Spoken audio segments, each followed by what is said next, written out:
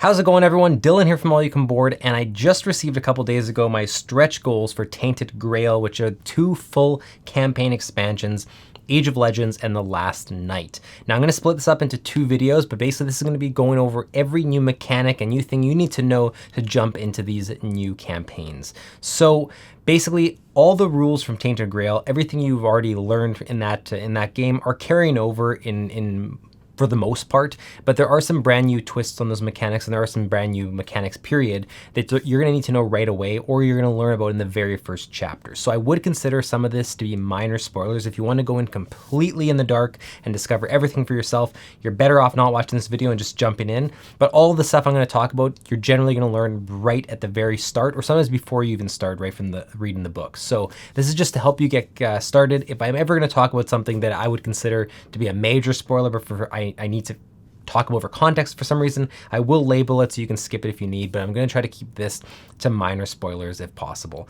So we're going to start with The Last Night. That's what this video is, and then the next video will be Age of Legends. If the Age of Legends video is already out when you're watching this, I will link it somewhere around here. You'll see it. If you don't see it linked, it's because it's not out yet, but it will come out soon. I just want to properly be able to experience all those new mechanics for myself so I can explain them to you a little bit better. So that being said, let's jump into everything that's new in The Last Night. Okay, so the first and biggest change that I want to talk about is the changes with the Menhir mechanics. So Menhirs from the original Tainted Grail were these statues that played a big role in what you could and could not explore in the world. So an active Menhir has a bunch of territories around it that are then available to explore, but as Menhirs go out, those territories go dark and you have to reactivate Menhir to be able to explore them.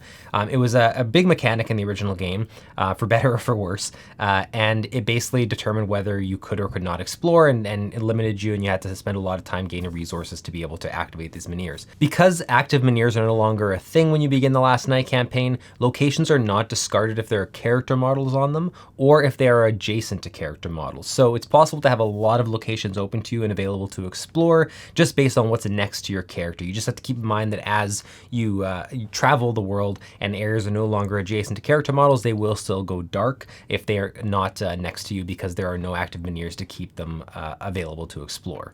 This makes exploration a lot easier, I think. In my experience so far, it's been night and day compared to the original campaign. So much of Tainted Grail base game was spent wanting to explore or going to explore, but always having to keep in the back of your mind that if you spend too much time doing so, you're going to have to go activate this Menhir. Otherwise, those areas are going to go dark, or just always that having to be your main goal, is always having the supplies necessary to be able to activate these Menhirs.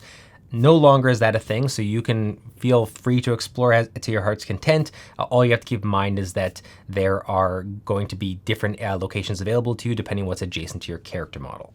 So because there are no active Menhirs, the penalties for being out of range of an active Menhir has rightfully so been reduced, otherwise it would be insane. So basically now you're just taking 1 terror at the start of every day for not being in range of an active Menhir, which at the start of the game, there are no active Menhirs. So you're just gonna be taking 1 terror at the start of every day, which is really peanuts when you start getting into it. There's tons of ways to reduce your terror. It's never really a big deal. I haven't found it to be a big deal so far anyways in my campaign. So you're probably wondering then, does that mean that every single location is just open to me, and as long as they have connecting numbers, I can just explore to my heart's content? Not exactly. You still have to open new locations just like you normally would by having to activate a Menhir, but the process to do so is different. Much easier, but different. Before I mention what it is, I'm going to label this as a spoiler. You will discover this very early on in the campaign, so I don't think it's a major spoiler, and I'm not going to show you what the item is or you know, exactly how it all works, but to talk about this and to properly explain it for those interested, I do have to delve into some spoiler territory, so I will preface that. So click away if you don't want to know about this. So basically, you're going to gain an item at some point in the game, and there are multiple versions of it, so that if you're playing with 2, 3, or 4, everyone can have their own copy. And this item is going to allow you to unlock locations that you are adjacent to. There's going to be a cost, but it's pretty minuscule, all things considered. And you're going to be paying that cost and using, I think it actually costs no energy, so it's not actually using one of your energy to do the action. It's a free action, but you do have a cost associated with it. Like I said, is not too bad. And that is going to basically enable you to place a new location adjacent adjacent to the location that you're on with your character. So it's not free. You can't just explore wherever you want with no penalty and no cost, but it's completely different than the original Tainted Grail. To be able to activate a menhir that would sometimes unlock, say, 3 locations, but the cost would be sometimes insurmountable depending on what you were doing, or feel that way. You have to spend multiple days just collecting these resources. In this expansion, you'll pretty much always have the resource that you need to unlock the location. I have always had an excess of the resource, so it's never actually been a problem where I've wanted to explore a location and just haven't been able to. I'm going around with fetch quests trying to get the resources. So a lot easier. This new item basically functions as, you can almost think of it as like a portable menhir. It's always allowing you to unlock different things. So very cool. I actually much prefer this to Tainted Grail. I won't mince words with how much I disliked the menhir system in Tainted Grail. It pretty much ruined that experience for me. I felt that way, and I know not everyone does, but that's just my personal experience.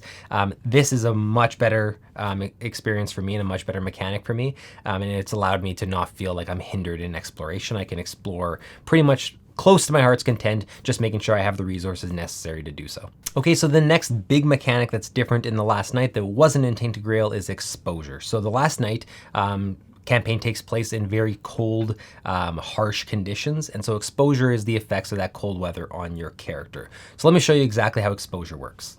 When you gain exposure for the first time, you're going to place one of the red universal markers in the topmost spot of your health track to represent that exposure. If you gain exposure and you already had this marker placed, simply move it 1 slot down on the health track. If your health marker is in the way, lose 1 health to make room for the exposure marker, then move the exposure marker down. So essentially, if your health marker is ever in the way, you lose health in addition to gaining exposure. If you're ever told to lose exposure, move the marker back up the track instead of down. However, you can never move it off the topmost spot when you lose exposure. So if you lose exposure and you're already at the top of the track, you simply don't move the exposure cube. Likewise, your exposure cube can never go below 1 because your health marker would be on 0 and it can never go any lower. The only time you can ever move the exposure marker off your board completely is if you are told to discard it. Your health marker and exposure marker can never be in the same spot. If you ever can't restore health because the exposure marker is in the way, lose 1 exposure instead of restoring the health. If you're ever going to gain exposure but the health marker is in the way, lose health and gain the exposure. And lastly, the most important thing I think to note with exposure is that every single move action that you do in the Last Night gains you 1 exposure unless the movement is going into a location that has a settlement seal. So that means that for the most part, most of your movement in this campaign is going to involve gaining exposure. So you really have to keep that in mind, because after a while, that exposure is going to be you losing health. And when it gets to that point, basically every movement is gaining exposure, losing health attached to it. So you really have to start keeping in mind how you're going to gain that health back, how you're going to lose the exposure to be able to facilitate you doing all this movement. However, if you move to a location without a settlement seal, but you don't have any exposure cube on the board at all, you do not gain exposure. This only happens if you already have a cube on the board. Okay, so there's also a new location seal in the Last Night. It looks something like this, and it's called the Sanctuary Seal. What this means is basically, like I said earlier, in this campaign, you're gaining 1 terror at the start of every day because you're out of an active menhir's range, because there are no active menhir. If you're in a sanctuary, you don't gain that terror. So it's a safe place for you to end the day, start the day, because you will not gain terror. You got to keep that in mind if your terror is ever getting out of control. There's a new damage icon that is this red wound symbol, and it basically means unavoidable damage. In the original Tainted Grail, it would literally just say unavoidable damage. That's now represented by this new icon, and just keep in mind this damage cannot be prevented. There are now new triple attribute keys that can appear on some cards. The most we ever had in the original Tainted Grail were double attribute keys, but now you have to keep in mind that there are triple attribute keys. There are now also double magic keys. We never saw double magic keys in the original Tainted Grail. These require 2 magic in order to connect them. There's now also something called connected bonus keys. They look something like this, and they will have one of the attributes in the center of them. For instance, this one has courage. What this means is that you look at the entire sequence of cards that you've been building for your diplomacy or combat, and you count up how many of that connected attribute you have already successfully done. And for each one, you will reap some kind of bonus that's listed. There's also a new keyword that can appear on secret cards, and that is the global keyword. And what this keyword means is that anyone who has a secret that has the global keyword, that secret's effects will affect every player at the table. So it's just not going to affect just that player. It'll affect everyone if it has the global tag. Now, there are also some brand new encounter traits that can appear on enemies and in diplomacy checks for encounters.